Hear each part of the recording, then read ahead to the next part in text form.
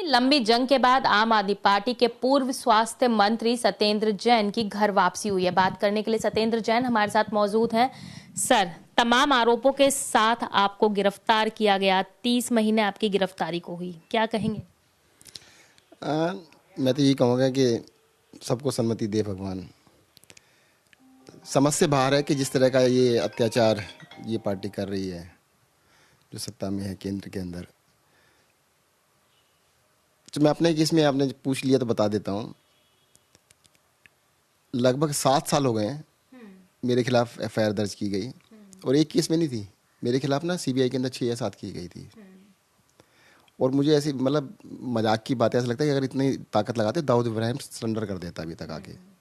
उसके ऊपर जान नहीं लगा रहे कि दाऊद इब्राहिम को क्या करना है।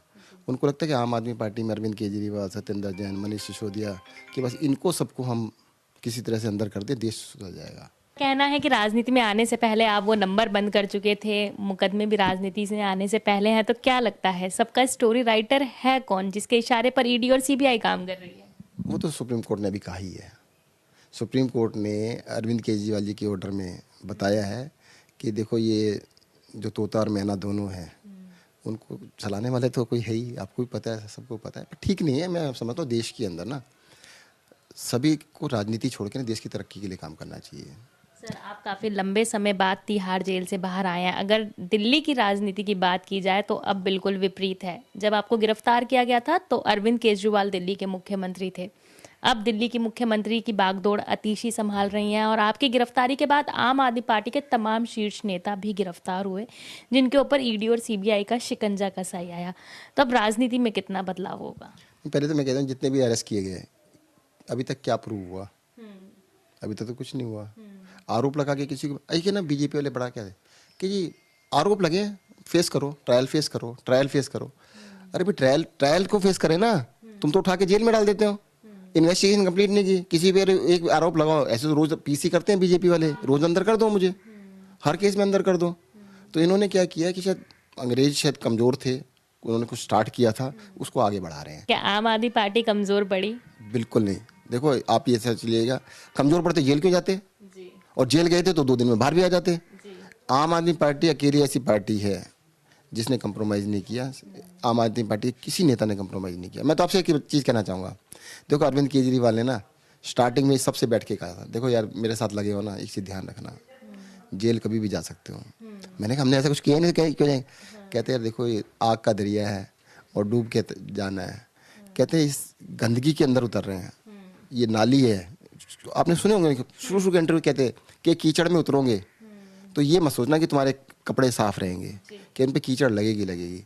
तो ये कीचड़ लगाएंगे, पर डरना नहीं है। अंतिम सवाल सर, अब आप तिहाड़ जेल से बाहर हैं, आम आदमी पार्टी के तमाम शीर्ष नेता जो है तिहाड़ जेल से बाहर हैं, आगे विधानसभा चुनाव भी होना है, तो किस तरीके की तैयारियों में अब आप जुटेंगे? देखो चुनाव तो जनता लड़ेगी और जनता बहुत समझदार है।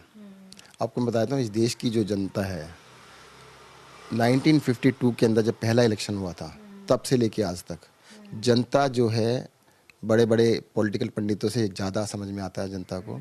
और जनता को पता है कि अरविंद केजरीवाल बिल्कुल ठीक काम कर रहे हैं और ये इनको काम नहीं करने दे रहे हैं, कोशिश कर रहे हैं कि काम ना हो। और जनता को ये भी समझ में आता है यार ये काम अच्छा कर रहे हो, तुम रुक क्यों रहे हो?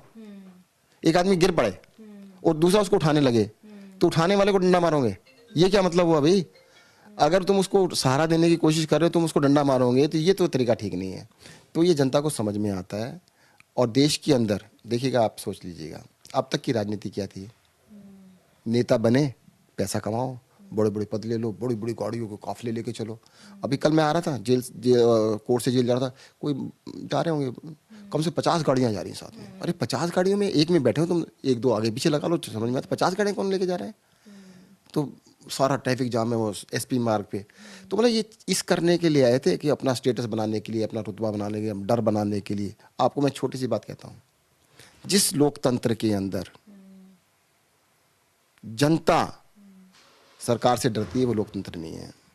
आप कहते हैं जनता माई बाप है, तो क्या लगता है आगे आने वाले विधानसभा चुनाव में जिस तरीके से अरविंद केजरीवाल ने खुद को जनता की अदालत में सौंपा है, जनता दोबारा मुख्यमंत्री का पद देगी? देखो मैं आपको इतना कहना चाहता हूँ कि पिछली बारी से ज़्यादा सपोर्ट मिलेगा, उससे कम नहीं होगा, उससे ज़्यादा होगा। सीटें भी उससे ज़्यादा होंगी, कम नहीं होंगी। तो मतलब ये कहा जा सकता है कि आम आदमी पार्टी को खत्म करने के लिए एक बता षड्यंत्र का सबसे बड़ा, मैंने कहा देखो डॉक्टर साहब ऐसा है, आप लोग मुझे जानते हो, आपके मन में इच्छा होती होगी ना, सत्येंद्र जैन मंत्री बन सकता है, राजनीति में आ सकता है, तो आपके मन में इच्छा थी कभी कि एमएलए बनेंगे, मंत्री बनेंगे, इलेक्शन लड़ेंगे? कहते हाँ मैंने अब लड़ोगे, मैंने आपको टिकट दे देते हैं, आप में से कोई भी लड़ने को, 5 डॉक्टर थे, मैंने 5 में कोई तैयार हो जाए, आपको हम टिकट दे देंगे। कहते नहीं, अपने बेटे को कर दो, बेटे को दे देते हैं आपके। कहते नहीं। इन्होंने एजुकेटेड मिडिल क्लास जो देश के लिए कुछ करना चाहते हैं, जिसमें जज्बा है, उनको डराने के लिए कर रहे हैं। कहते जो अरविंद केजरीवाल का हाल किया है ना, जो मनीष सिसोदिया क्या किया है, संजय सिंह का किया है, जो सत्येंद्र जैन का किया है, ये तुम्हारा हाल करके दिखाएंगे। उनको डराने के लिए सब कुछ किया जा रहा है। चलिए बहुत बहुत शुक्रिया हमसे बात करने के लिए। ये थे हमारे साथ सत्येंद्र जैन, जो कि एक लंबे सफर के बाद तिहाड़ जेल से बाहर आए और वो साफ तौर पे ये भी कहते हुए नजर आए कि कहीं ना कहीं आम आदमी पार्टी को खत्म करने के लिए इस तरीके का षड्यंत्र जरूर भाजपा द्वारा रचा गया, लेकिन भाजपा अपने किसी भी षड्यंत्र में कामयाब नहीं हो पाई और अब मजबूती से आम आदमी पार्टी आगे विधानसभा चुनाव लड़ेगी। वीडियो जर्नलिस्ट केडी के साथ